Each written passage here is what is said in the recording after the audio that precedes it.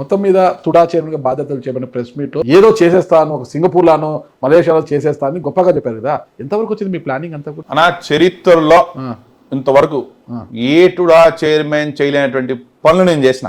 4 నెలలు నేను సీట్లో కూర్చొని 40 సంవత్సరాలుగా సెట్టిపల్లి ల్యాండ్ చాలా ప్రాబ్లమ్స్ లో ఉండేటువంటి దాన్ని టుడా చైర్మన్ తర్వాత 2700 మందికి సైట్లు వాళ్ళు క్లియర్ చేశారు. గత ప్రభుత్వంలో ఒక మామూండూరు దగ్గర ఒక లేఅవుట్ చేశారు. మాజీ టుడా చైర్మన్ గా ఉన్నప్పుడు తొలిరెడ్డి భాస్కర్ రెడ్డి ఈ 22A ల్యాండ్ ఉందని కూడా రిజిస్ట్రేషన్ ఆఫీస్ పోయేంత వరకు కూడా తెలియదు.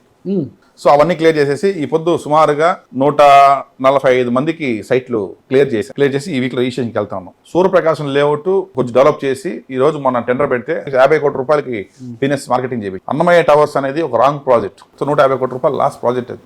దాన్ని ఎట్లా ఫినిష్ చేయాలని చెప్పేసి కాంట్రాక్టర్ని బిల్డ్ చేసి అవన్నీ మార్పిచ్చి అది వర్క్ జాయిన్ చేసేసిన. ఈ రోజు మాస్ ప్లాన్ రోడ్స్ 3 పెద్ద మాస్ ప్లాన్ రోడ్స్ ప్లాన్ చేస్తాం. ఏ డే విత్ టుడా చైర్మన్ అని చెప్పి ప్రోగ్రామ్ పెట్టేసి కాన్స్టిట్యున్సీకి నేనే వెళ్ళి ఎమ్మెల్యేతో పాటు ఉండి ప్రతి ఎక్కడెక్కడైతే మున్సిపాలిటీస్లో డ్రైన్స్ ప్రాబ్లం ఉన్నాయో ఆ డ్రైన్స్ అన్ని పెట్టి ఆ రోజు చెప్పిన మాట ప్రకారం 7 crores ఈ రోజు కాళాస్త్రికి శాంక్షన్ చేశారు. టీటీడీలో బోర్డు నెంబర్ ఎక్సెప్షో బోర్డు నెంబర్ అయిన తర్వాత 149 మందిని డ్రైవర్స్ని పర్మనెంట్గా వేసాం. సుమారుగా 300 ఎకరాలు ల్యాండ్స్ ఐడెంటిఫై చేసాం. ఆల్మోస్ట్ అది కూడా ఫైనల్ అయిపోవచ్చింది.